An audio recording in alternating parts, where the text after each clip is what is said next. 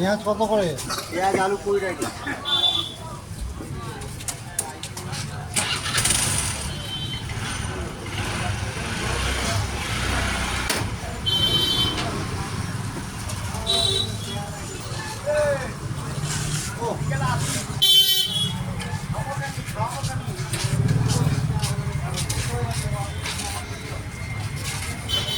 কিন্তু দা এই বাইরের রেস্টুরেন্টে এখন দেশি রেস্টুরেন্ট টেস্ট বেশি।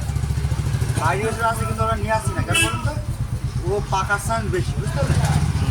কিন্তু যেটা ভালো হবে ভালো হবে, কিন্তু যেটা বেশিরভাগ পাকার চান্স। আর আমাদের দেশীয় মাল 5 কিলো হয়ে যাবে, কিন্তু সেটা পাক এই ছিল ফেলা কম যাবে, পুরোটাই কাজে খেলা লাগে। কম যায় তো।